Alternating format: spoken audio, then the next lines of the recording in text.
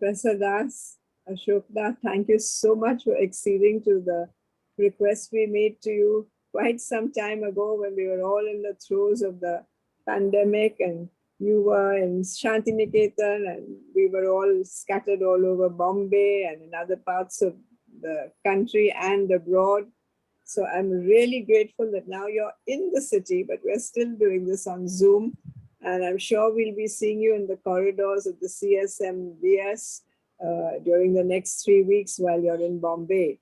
So thank you so much for agreeing to do this lecture. And I thank you on behalf of the chairman and trustees of the CSMVS, the staff of the CSMVS, the Director General, Mr. Sabyasachi Mukherjee, on behalf of the Executive Committee of the Museum Society, on my own behalf, and on behalf of our members and our guests who have joined us here this evening. Thank you so very, very much for being with us. We're absolutely delighted and we're looking forward to this talk, Razamnama Paintings in the CSMVS, as Jason, my colleague, just mentioned. Professor Dr. Das is very well known to a lot of us, but those of us, and especially the students, and there's several of them who have joined us here this evening, a few words about our distinguished and esteemed speaker. We're really fortunate you're having an evening of having to listen to him, learn about the scholarship he has to offer us. Ashok Kumar Das was the director, Maharaja Savai Man Singh II Museum in Jaipur. He was also a senior visiting fellow at the V&A Museum, London, Jawaharlal Nehru Fellow, Satyajit Chair at Kala Bhavan Vishwa Bharati in Shantiniketan, visiting professor at the School of Arts and Aesthetics at JNU, New Delhi, and Hart Fellow at the Smithsonian Institute, Getty Museum Scholar at Los Angeles, and the Andrew W. Mellon Fellow at the Metropolitan Museum of Art in New York. A visiting scholar, Museum of Islamic Art, Doha, and Dar al-Athariya, Kuwait, and a Tagore National Fellow at the Indian Museum, Kolkata. It is a very prestigious fellowship, and we are delighted that he undertook it and completed it very successfully. The thrust areas of his research and publication are, of course, Mughal and Rajasthani art and culture, museology and history, on which he has published more than 60 books and peer-reviewed articles. Very, very substantial body of work. Portfolios, research papers, popular articles, and book reviews in leading Indian and foreign art journals. His monograph on the great Mughal natural history painter, Ustad Mansoor, was published recently. Thank you very, very much for being with us, Professor Das. I'm looking forward to this lecture. But those of you in our audience, what are we going to hear today? Just a brief, very brief introduction to what we'll be hearing. It's of course about Emperor Akbar, who showed interest in the Hindu epics of Mahabharata and Ramayana and made elaborate plans to get the Sanskrit text translated into the court language, which was Farsi. After completion of the translation, a profusely illustrated copy was prepared in 4 volumes for the emperor. Order was given to the princes and nobles to get copies made for their own use. The first copy was completed in 1598-99. Very sad. Unfortunately, it was torn apart by some unscrupulous vendor in 1921, 100 years ago, and offered for sale in lots of 1s and 2s, while fortunately leaving the last 5 chapters intact. Some of these loose paintings were procured by Indian collectors, including the Maharaja of Baroda. 3 paintings were acquired by the recently then opened Prince of Wales Museum of Western India, celebrating its centenary year this year. And this was further augmented by procuring 12 more paintings from the Akbar Haidari estate, which is in the museum.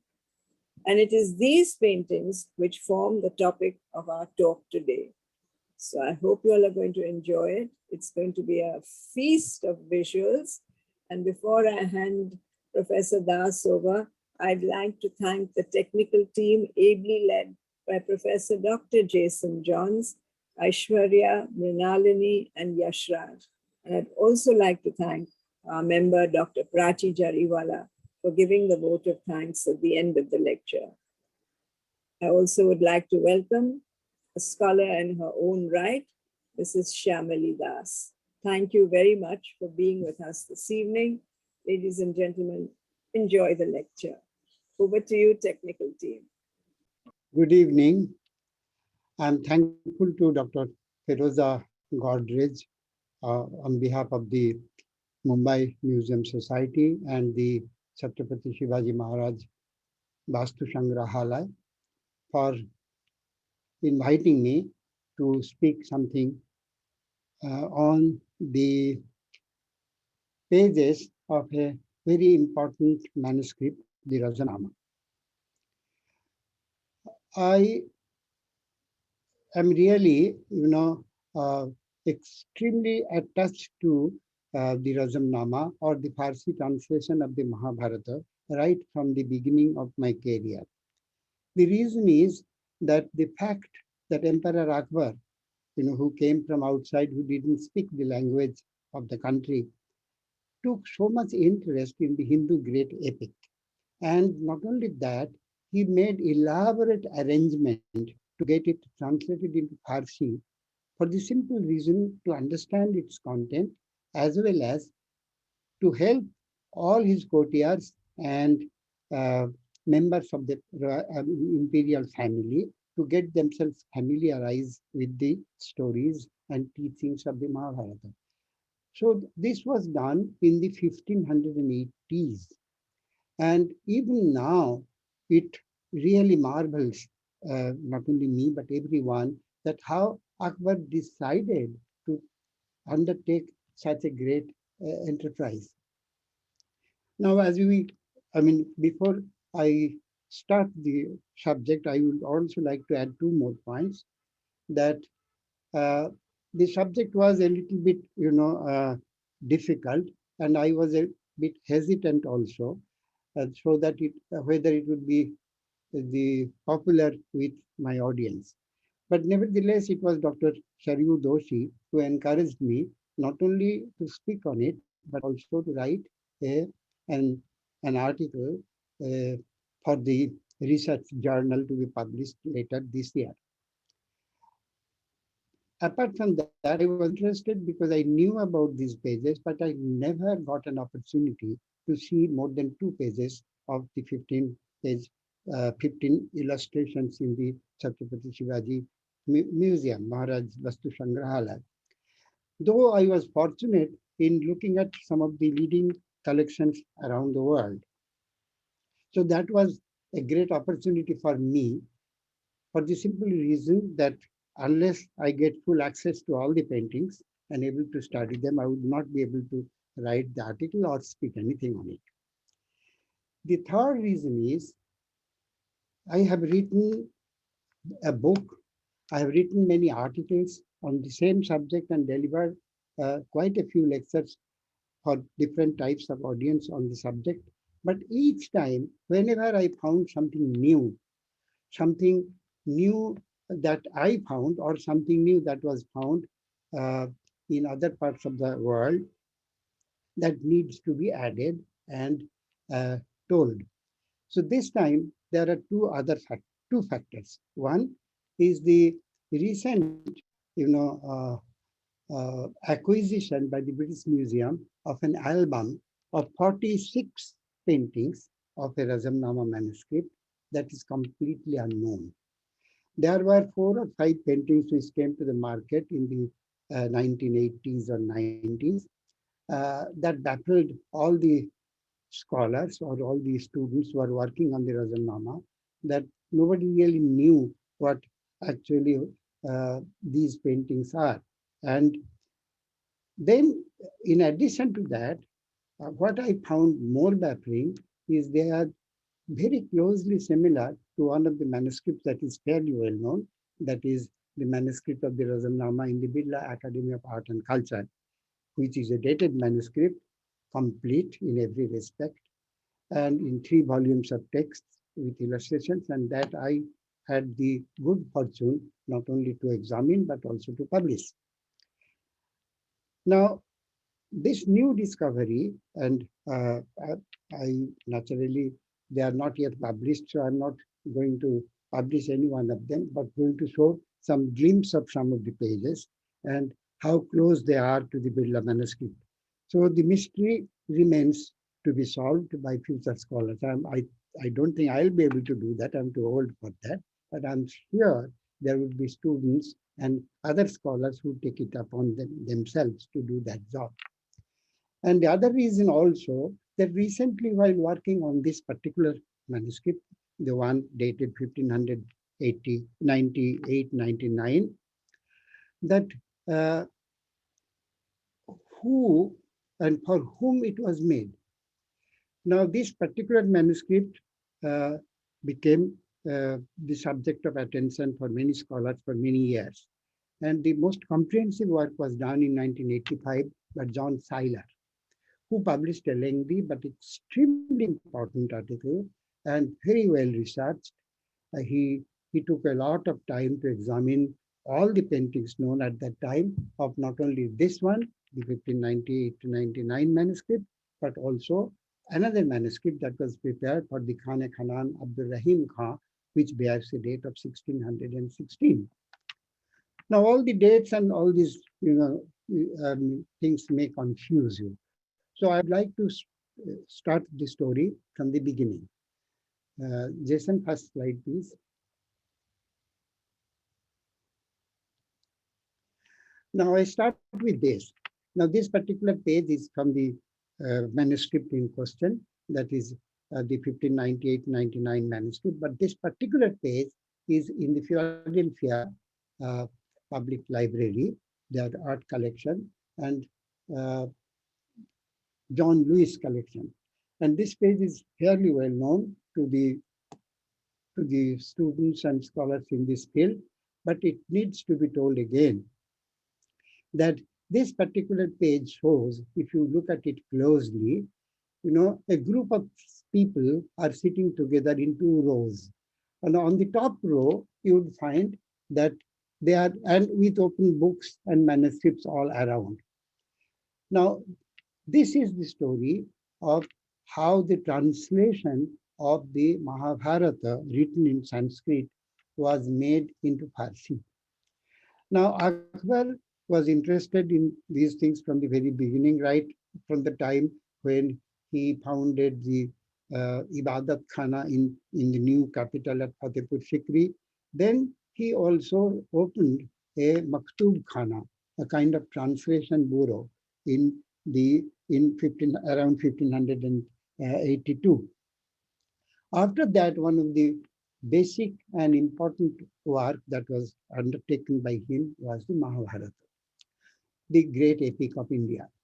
Now, as you all know, the Mahabharata is quite a voluminous and big text and not very easy because it has got 18 full sections, and the story of the Great War is told with so many sub-stories and so many other details. Now, the reason why Akbar got interested was, first of all, he wanted to know about the beliefs and about the writings of the Hindus, the bulk of whom constituted his subjects in India. And also he was attracted by the teachings that it embodied within the text. The stories themselves are very attractive, but in the stories there are also lessons to be learned. And Akbar was especially interested in the stories of kingship that was embodied in different parts of the Mahabharata. So how to go about it? So he recruited leading scholars of the Mahabharata, Sanskrit scholars from around the country. And fortunately, we know their names because their names are preserved in a in a copy of the manuscript in the British Library. And from that, we know that the principal translator, Naqib Khan, has specifically mentioned that not only he was entrusted with the task, but the task was also distributed between other well-known scholars of the court, who Farsi scholars, including Sheikh Sultan Thaneshari, Mullah or Maulana Shehri, Abdul Qadir Badauni. So they are the principal translators. But then the task was given to the poet laureate Faizi, Sheikh Faizi, for versification. Akbar originally wanted the entire text, to be completed and then versified. Of course, that was not undertaken in full. It was only partially done, and then it was left as it is. But he instructed his principal courtier, Sheikh Abul Fazl, to write a lengthy introduction. And in that introduction, Abul Fazl clearly, provided all the reasons that I just mentioned to you, that how and why Akbar got interested in it, and how to go about that was decided by him. So when the translators, along with them, the Sanskrit scholars that were also invited to participate, are also, fortunately, we know their names. They are Devi Misra, Rudra Bhattacharya, Chaturbhuj, Madhusudan Misra, and Shatabadhana. They were also assisted by Sheikh Bhawan, who was actually a Dakhini scholar, Dakhini Brahmin, who got converted into Islam. So there, in the lower row, you find all the Sanskrit scholars sitting there separately. And the upper row, in the print painting, they are shown as upper and lower, but actually they are sitting in the same level, these Persian scholars. So that means, it was a full-scale research project in which all the leading scholars in the country, both Farsi and Sanskrit, were involved. This is not a mean task to identify the scholars, to get them, there. And there I would mention a rather curious, funny, or I wouldn't say funny, interesting detail, that when one of the scholars, Akbar was ready to interact with him, but he wouldn't enter the precincts of a Kafir's palace. So, but still, as Akbar was interested to have a conversation with him, so he actually was made to sit on a charpoy, and then with a pulley, it was pulled up to the high level of Akbar's resting room and outside the window. So that means the fellow was actually dangling in, air, and from where he had conversation with Akbar. So that means he didn't, use any force. He didn't force him to come to the palace and all these things. He actually, had great respect for him, and he allowed his way, the person's own way to go. So, initially, Akbar instructed them that he doesn't want a literal translation because it's a large work and it should not be abridged to a small thing. So he told all the important things to be explained by the Sanskrit knowing Persian scholars amongst them, and then the whole thing would be explained to Persian, then the Persian scholars would take it up. And then it would be finally edited by Abul Fazl or Abdul Qadir Badauni, who actually knew both the Hindi or Sanskritized Hindi as well as Farsi. Now, the first copy was delivered to him in around 1585. Immediately it was handed over to the calligrapher, and luckily we know the name of the calligrapher, Inayatullah, and the whole thing was written in 3 bulky volumes of 600 folios. with an appendix of 127 folios for the Harivansha, the story of Krishna. That became an appendix of the Mahabharata story. So in all, this 4-volume work, and then he instructed, because as you all know, that Akbar could not read and write. He suffered perhaps from dyslexia, and that's the reason, he could not read and write properly, but he had a phenomenal memory, almost, I mean, in today's parlance, we can say almost computer-like memory. He could retain everything that he looked at, that he heard. So people would read for him, but he loved to look at the paintings. He himself had some kind of training in his early years, training under the great uh, artist.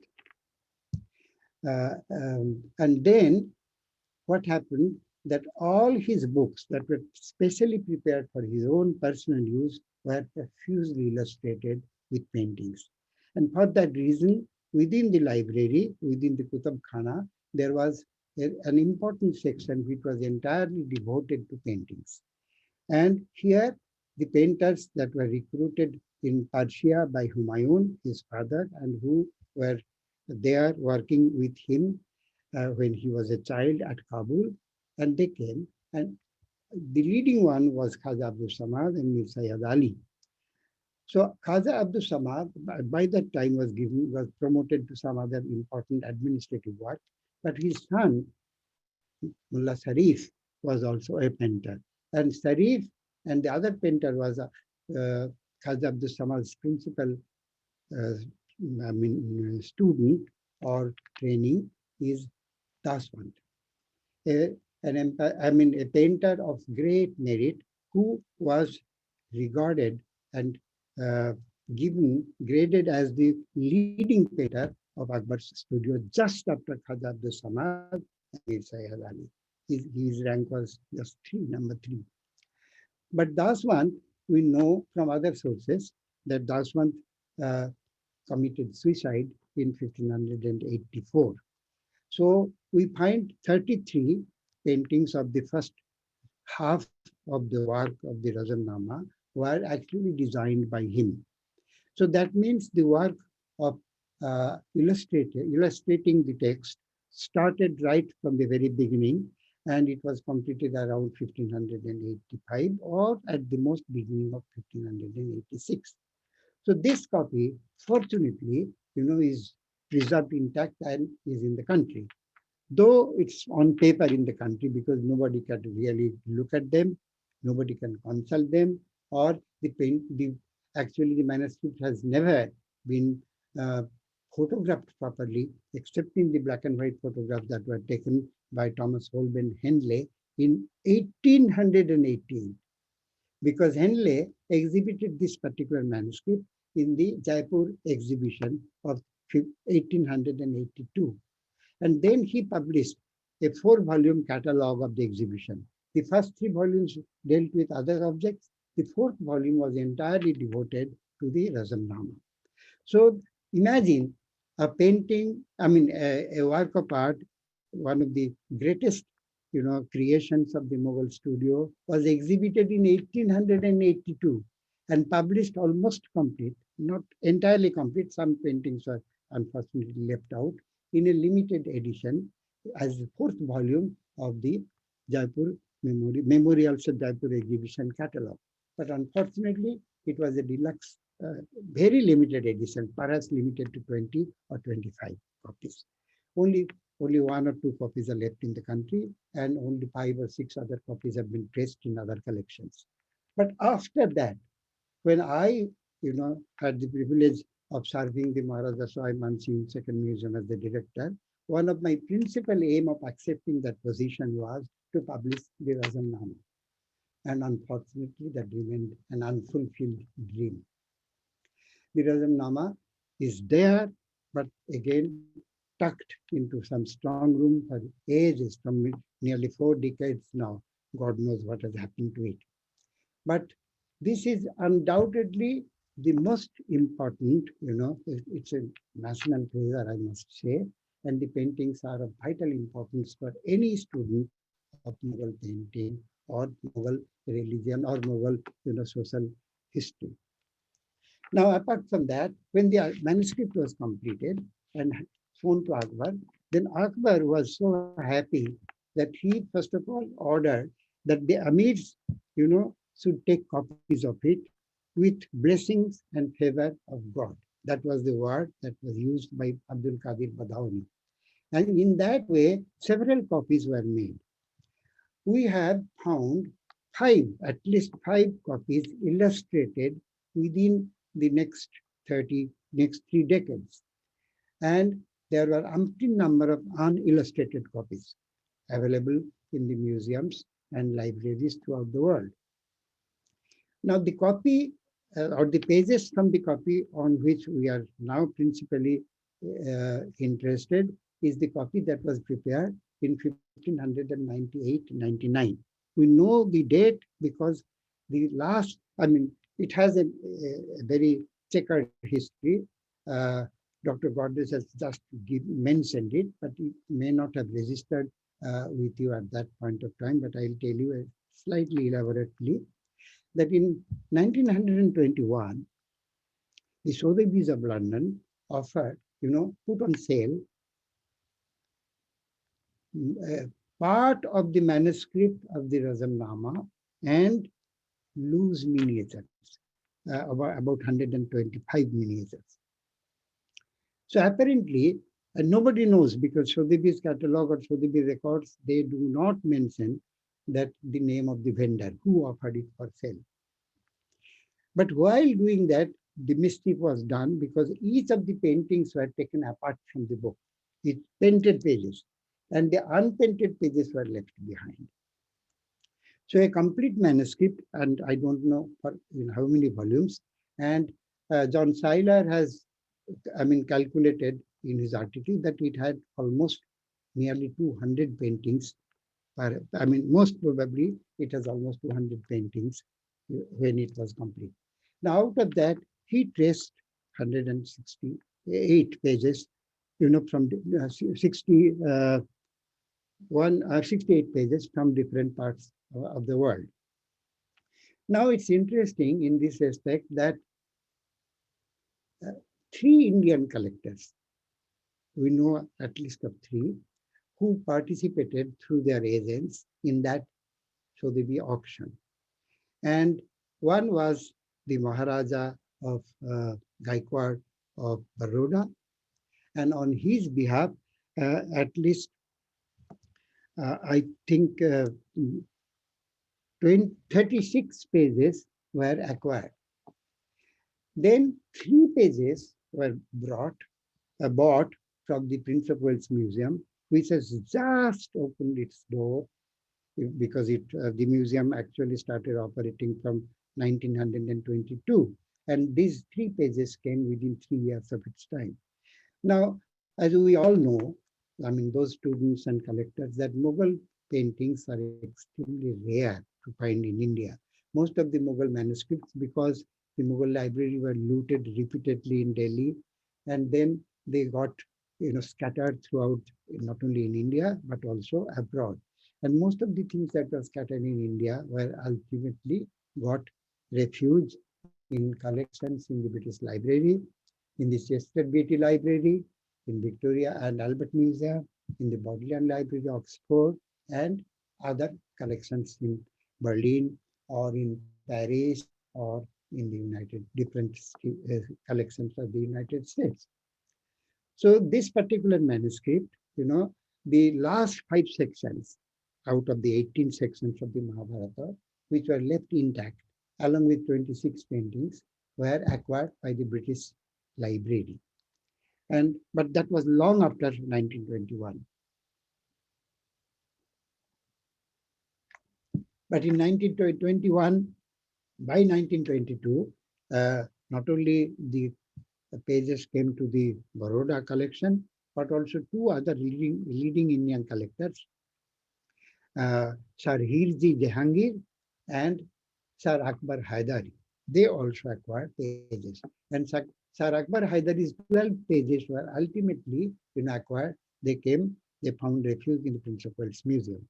So now the initial three that were acquired in 1925-6, and the Akbar Haidari. In all, 25 pages are in the Principal's Museum now. Now, the question remains, and that also, remains a little puzzling, that for whom it was built. It was made. Now, John Schuyler examined the pages and compared it with the published pages of the Jaipur, the Akbar's own copy that is preserved in Jaipur. We would now call it as a Jaipur copy. The Jaipur copy, and found that the text is same, but the illustrations, the paintings are totally, completely different. Not only that, they have not only not copied from the original collection, which was clearly not available to them because it was the imperial copy. It was kept in the Royal Library. So only the text portion was copied exhaustively. So the illustrations were added and following a kind of different, what we call miniature cycle, and which particular episode will be illustrated. Now that didn't follow the model of Jaipur copy. Now, as I mentioned earlier, that the Jaipur copy, the illustrations part were given, assigned to Muhammad Sharif, Khaja Abdul Samad's son, and also Daswant, who did the initial, in the initial half of the book work. It was mostly Daswant, and the other painter who dominated there was Basavan. Now, both Daswant and Basavan are the leading Indian painters. Now, you all know that when Akbar started his book, library, so at that time, there was also a Tashbir Khana. With the Kitab Khana, a large part of this was Tashbir Khana. And the work of the Tashbir Khana, where painters were recruited from throughout the country. And fortunately for us, some painters used, their places of origin as an appendix to their names. So, say, for example, Devji Gujarati. Then, the people who came from Kashmiri use Ahmad Kashmiri. Then Nand Gwaliari. Like that, Lahori. So we know that people came from Kashmir, came from Lahore, came from Gwalior, came from Gujarat, and also other parts of the country where they are not specifically mentioned. So it's quite interesting to find out that these people are all working in different parts of their country in completely different, following different tradition. Because the Gujarati painters are mostly working for Jain manuscripts and some manuscripts of Vaishnavite subjects or mixed subject. Then the painters at Gwalior, because we know that in nearby Mandu and Gwalior were centers of considerable art activity under Mansingh Tomar at Gwalior and under the Khaljis at Mandu. So Akbar, got recruited painters. They were all by that time quite well-known painters, but painters who specialized in their own tradition.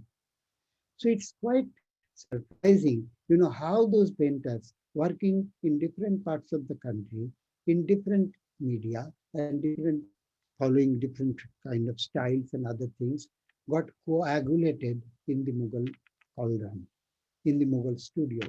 Because there, when about Daswant, we know very specifically that he was noticed, his genius was identified by the emperor himself. Akbar found him absorbed in decorating some of the walls.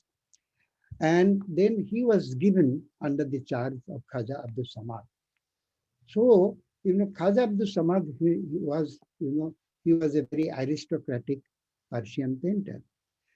So, how this transformation of pure classical Persian painting into Mughal, and how pure Jain or Hindu painters from other parts of the country would be converted into and streamlined into a homogeneous Mughal style is a very important and very interesting point.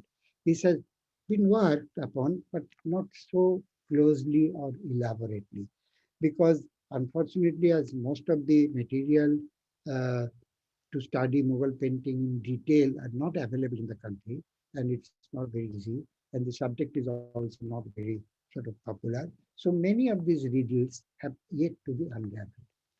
Never mind. Now, Seiler found it, and I also, in my own way, uh, when looking at them and found out there are three very important things.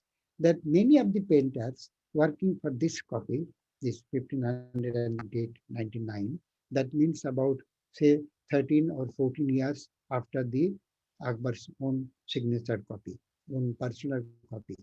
So within that time, we find that many of the painters are declaring themselves as son and so and so.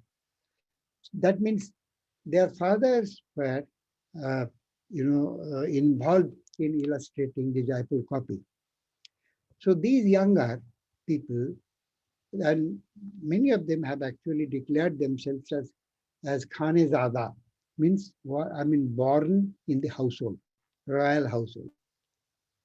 So in that way, we find the second generation of painters were involved.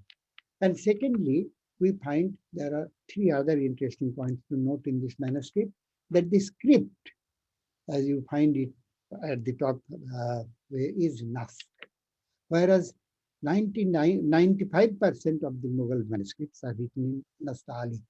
That was the standard, script that was adopted at the Mughal court. The second point is many of the paintings, as you find in this particular example, are sort of not fully painted. They are lightly painted. They are, there is a term for it, not exactly that, called Nim Kalam. Now, this particular page, as I told you, is in the Free Library of Philadelphia, and where John Lewis, I think he acquired 26 paintings from the 1921 sale. So, Philadelphia, then Baroda, Prince of Wales Museum, and the last five chapters of the British Library. So they constitute almost half of the known pages. But the rest of the paintings are all, spread out throughout the world. In India, there are only 3 or 4 pages known to me from this manuscript, which were acquired by others and donated.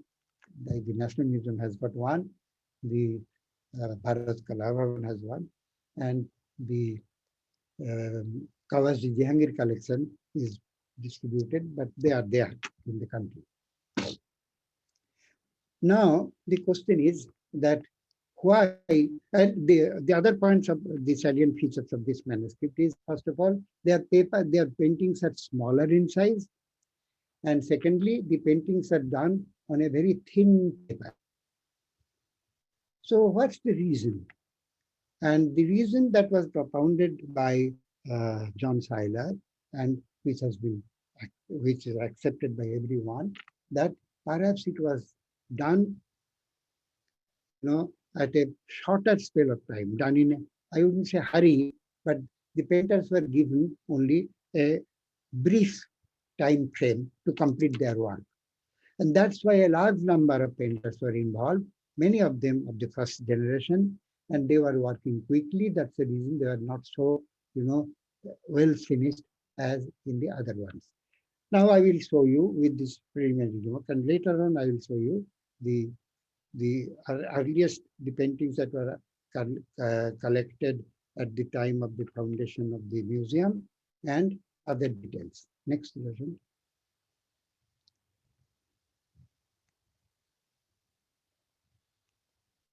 There's a next one. Now, to my left, to your right, is the painting, is one of the best known paintings of the Jaipur Razamnama. And this is signed by no less than Daswant himself. Because, as I told you repeatedly, that Daswant was the most important painter in Akbar's Tashveer Khana as enumerated by Abul Fazl in his list of principal painters in the Aini Akbari. And here he was assisted by another very interesting painter called Keshav Kalan, means Keshav the Elder. Now this is the story of Arjuna's Lakhaveda. Arjuna is hitting the eye of the fish in order to get the hands of Draupadi. This Draupadi Shayamvara was arranged, and all the leading kings from different parts of the country assembled there. And finally, Arjuna succeeded. And here is Arjuna, and he is doing the Lakhaveda.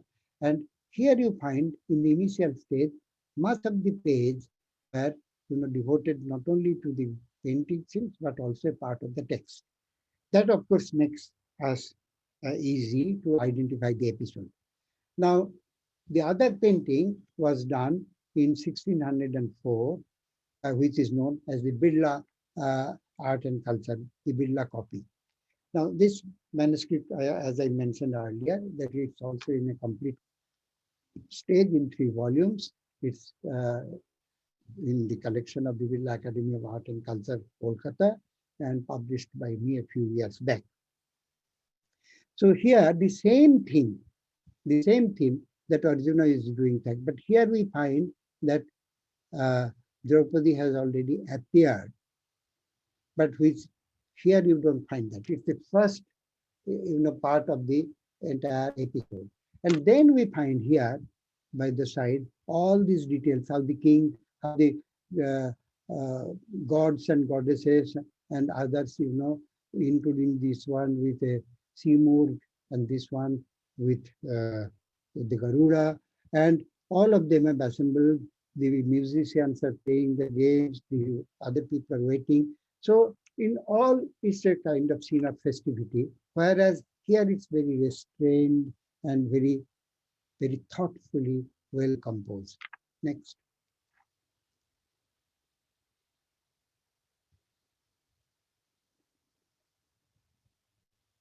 Next one.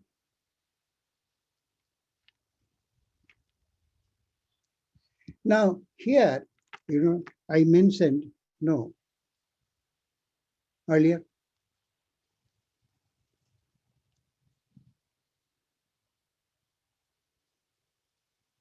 Now this particular painting is from that new album of 46 miniatures that has been acquired by the British Library. And this has not yet been worked upon, but the redeeming feature of these paintings is that the illustrations are bear an uncanny similarity with the Birla copy.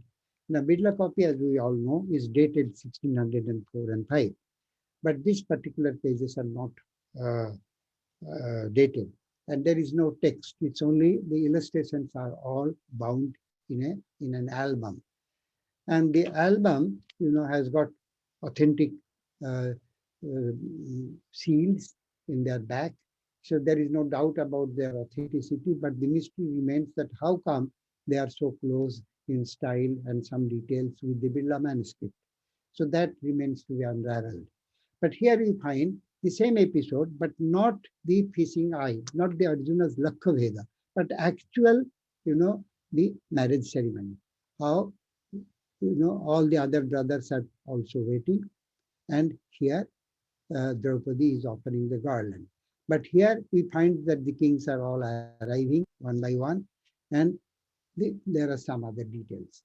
So the theme remains same, but the way of illustration is totally different. Clearly, the painters of these pages have not seen the Akbar's personal copy. Next. Now, I have chosen intentionally a subject where the subject matter is repeated in all the 4 known copies. Now, this one is not from the Razamnama, but from the Ramayana manuscript that was taken up after the Razamnama was finished at Akbar's Maktub Khana, when Akbar was satisfied with the translation of the Razamnama, he instructed the same group to take up the lesser epic, the Ramayana. And the Ramayana is also preserved in Jaipur, and fortunately, part of it is published. Some pages and some articles are there, and some in color also. And as I mentioned, that only 2 pages of the Razamnama was published, was photographed in color. But there are some hand-colored prints that I will show you, but not, the manuscript has never been properly, professionally photographed. So that is a very important task. Once that is done, people will be able to find out so many interesting details of the earliest phase of Mughal painting, development of Mughal painting. So here we find the scene of Samudra Manthana, the churning of the ocean. And we find that the rows of the gods and goddesses assembled here, and then the demons. So they are, the story and how the theme, how the entire theme has been visualized by the painter. And the name of the painter, fortunately, is known to us, is Ramdas. And Ramdas was also a leading painter, included in the list of 13 leading painters provided by Abul Fazl in the Aini Akbari.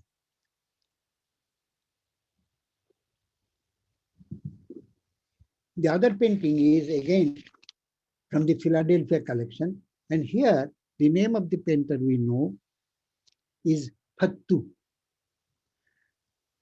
He conceived this theme in a different way. We find, the gods are there, but we don't find the demons. Only one is shown symbolically.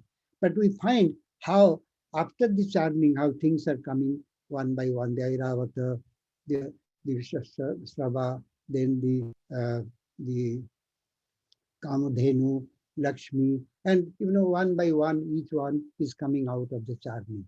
So all these details are there. So that means, the painters had different kind of task before them. Here the only Samudra Manthana episode is showing. Here the Manthana is almost over, and one by one from the ocean, the emerging details are mentioned here. So this particular page is from Philadelphia, as I told you. And the next one.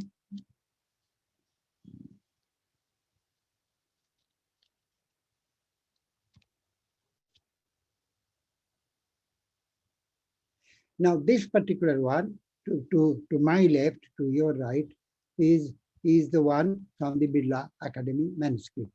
And if you look at the one by its side, which is the British Museum album, they are almost similar. This one is the British Museum. It looks better finished with better type of coloring, and this one slightly earlier. But the composition, the details, and some of the features that we find here are almost common. But the coloring is different, and some of the details are different. As if the charba or the drawing of this one was available to the other. We don't know yet which one is earlier and which one is later. But there won't be much difference between the dates. And so it seems. So this is the first time that you are looking at some of the paintings of this album. Next.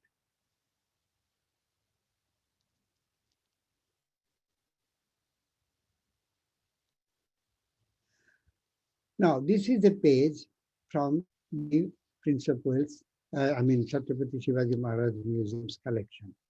Now, as I mentioned, that there are in all 3 plus 12, 15 paintings. I'm not going to show you all. I'm only going to show some, because in course of one brief introductory lecture, it's not possible to go into the details of each one, as I also wanted to tell you more about not only this Razamnama or the Jaipur ones, but also other Razamnamas. So Birla one I mentioned, the Prince of Wales Museum, that is the 1598-99 one, but 2 others are there. That I will tell you more about that when I show some illustrations. Now this one is from the Bombay collection. And here, this is better finished than the earlier ones, where they're almost neem kalam, very lightly colored. But this one is not.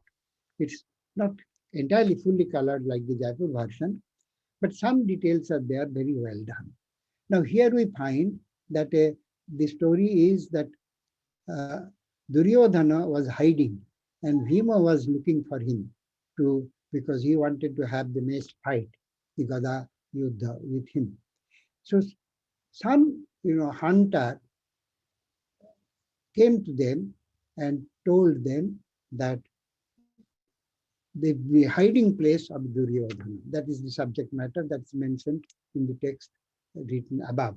And here we find the lake, and the lake is paved like that. And they were wearing, like as you have seen, the kind of costume, the kind of dress that you find usually reserved for the Indian figures. But here he is almost, like a Mughal courtly figure. So in this page, and unfortunately, out of the 15 pages, only 4 or 5 bear the signature of the artist. The rest, the pages are too damaged. They are the signature part is lost. But each one, in the bottom margin, the subject matter is written in a cursive hand. So we know precisely the identification of all the paintings of this particular manuscript is no problem. It can be easily identified. The next one.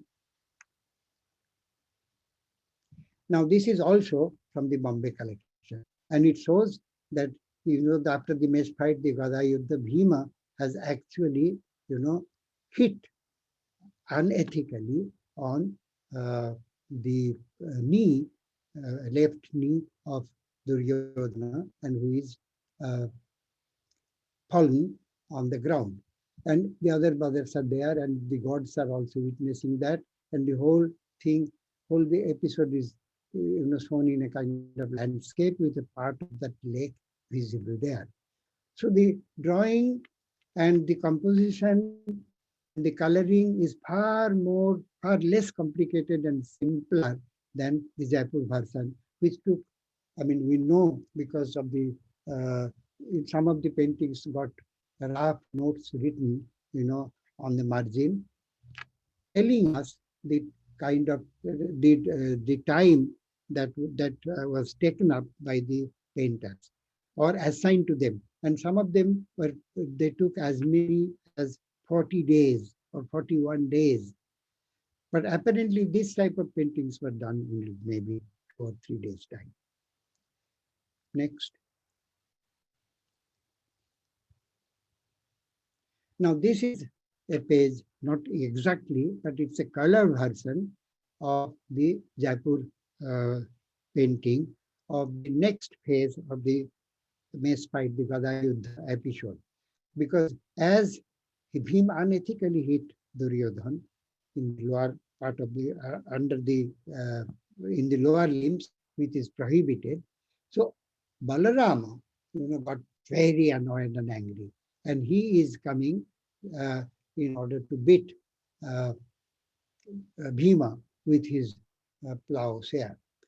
So he is running, and the other brothers and Krishna was trying to ultimately pacify Balarama. So this particular page, as I told you, is from the Jaipur manuscript, and it's not the color reproduction, but it's a hand-colored painting done on a photograph taken by Henley. And this hand-colored version is preserved in the Victoria and Albert Museum, along with the private papers of Thomas Holding Henley. Next.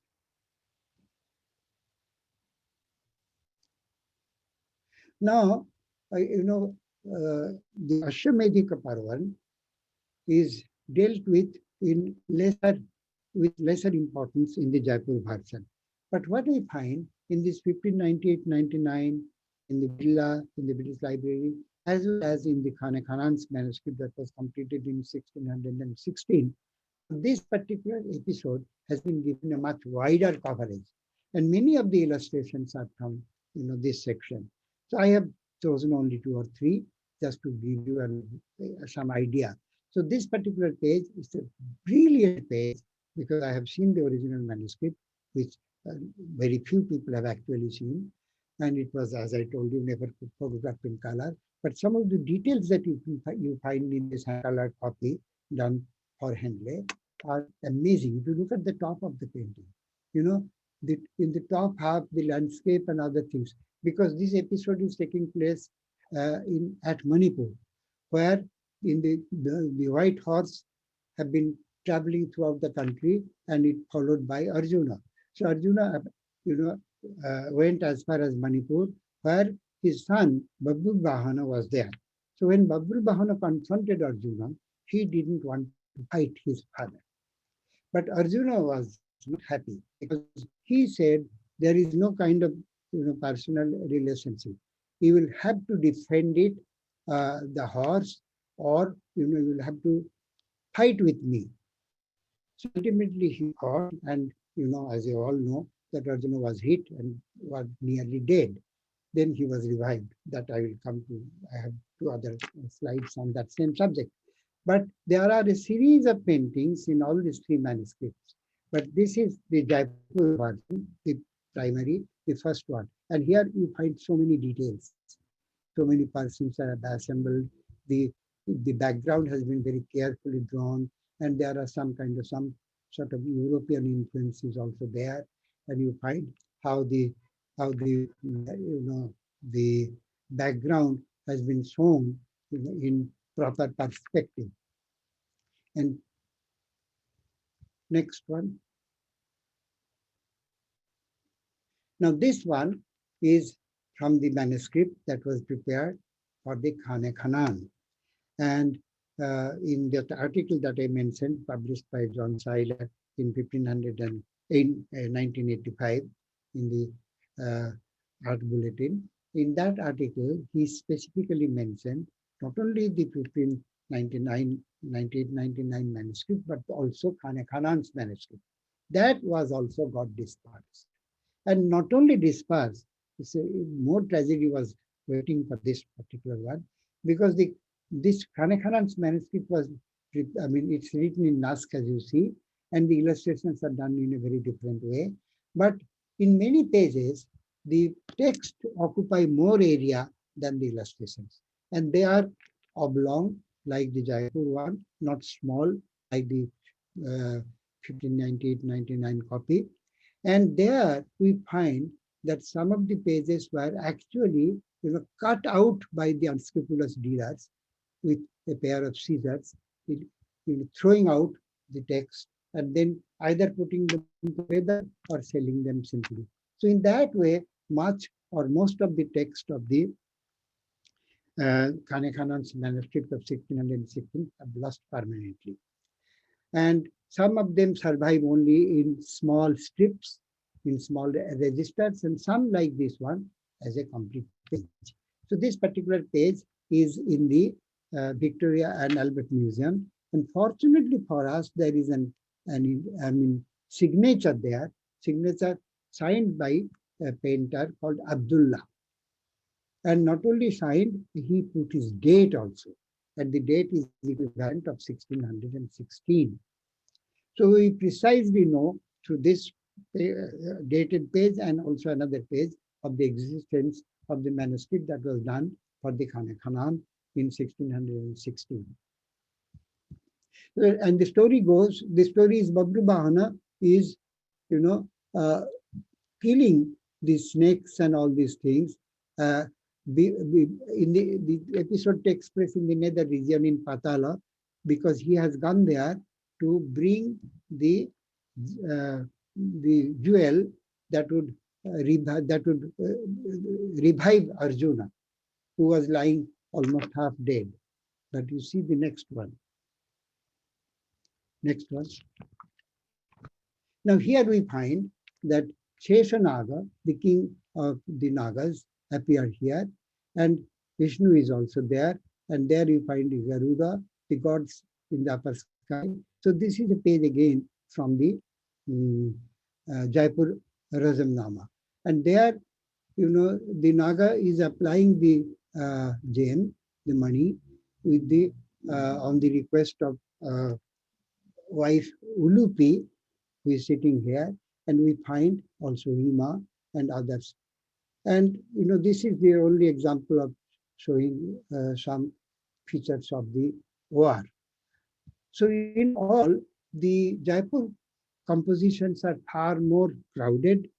They are far more uh, properly and intelligently composed with all the details that we find there, and rendered also in a much carefully. The reason is that they were given more time, and they were actually preparing for the emperor. Next. Now we come to the to other details. So this one is from the uh,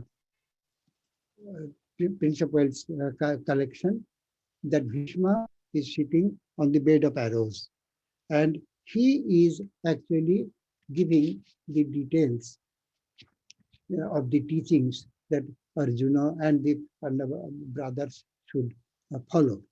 So here, the all the details of these things are done, and this is a copy of the British Museum part.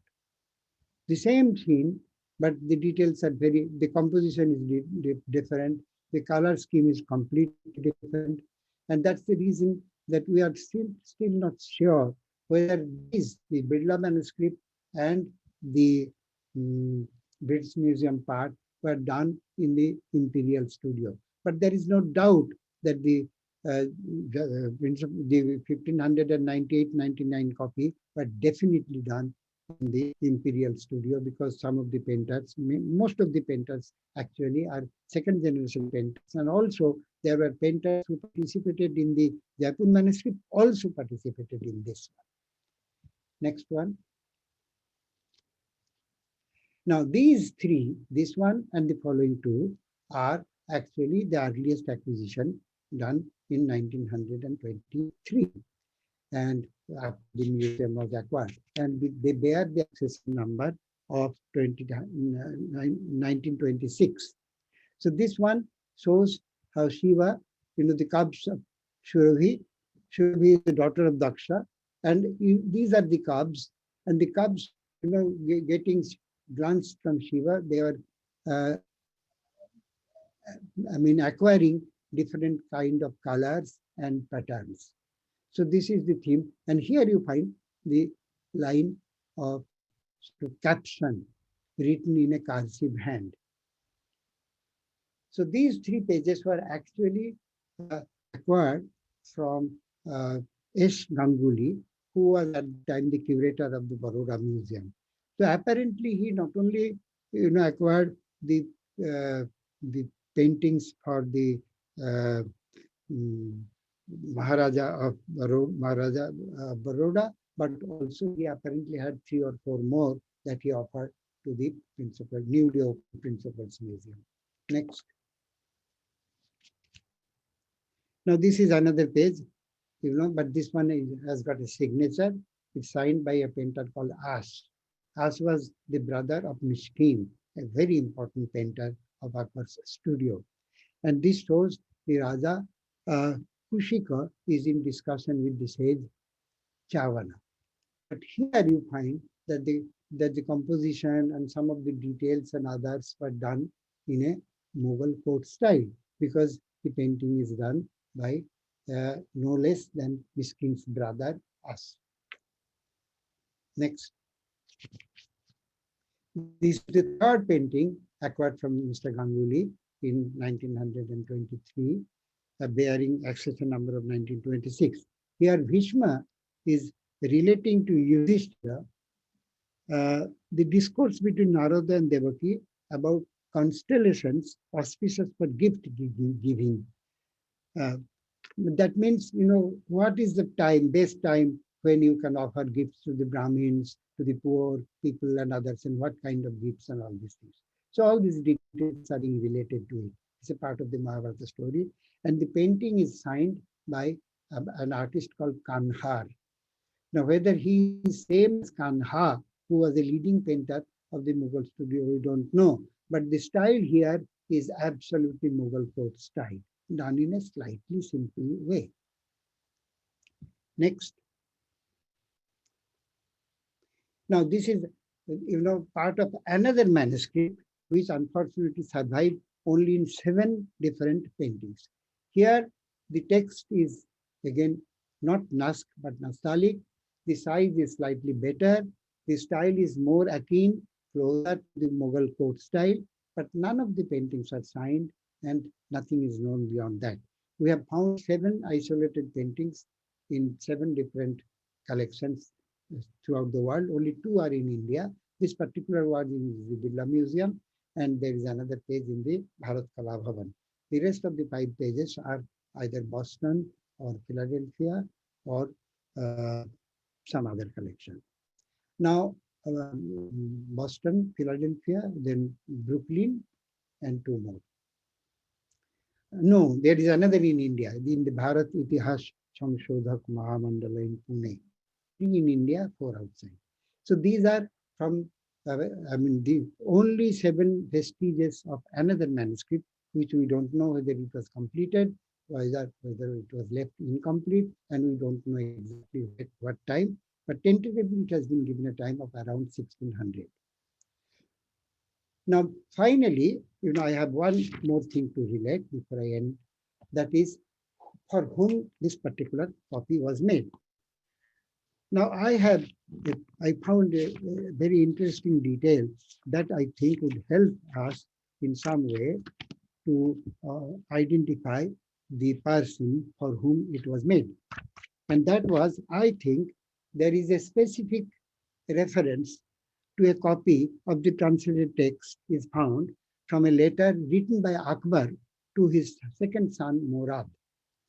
Now, there was a group, Murad was posted at Burhanpur in 1599, 1600 at about that time. And Murad occasionally wrote to his father asking for administrative complexities on such other things. In one of his letters, Murad wrote, he asked for some books to enlighten his mind. He wrote, if 1 or 2 volumes of books approved by the exalted mind, that is, that's a fine way of referring to his father, that might promote the intellect and discourage traditionalism, means superstition, taqlid, and given to me, it would be a cause heightening to my education and pleasure. That's what he wrote. I mean, briefly, actually, he wanted a copy. He wanted 1 or 2 books to be sent by Akbar that would be helpful for his understanding. So Akbar wrote back, in the Marsi land, Suristan of tradition, such a book is rarely to be found. But out of regard for him, for Murad, the translation of Mahabharata, which is a strange tale, just now available, has been sent. So that means Akbar is writing this letter in 1601 or 1602. And this is quoted by Sirin Musbhi in a small book called Episodes in the Life of Akbar. Now the question is, which particular manuscript of Mahabharata, Razamnama, was sent by Akbar to Murad? We don't know. But I personally now think, that is my presumption, that this particular copy, which was completed just a few months earlier, was sent to him. Because we know, as I mentioned to you, that it was definitely done in the Imperial Studio, where some of the leading painters participated, and some of the second generations also participated.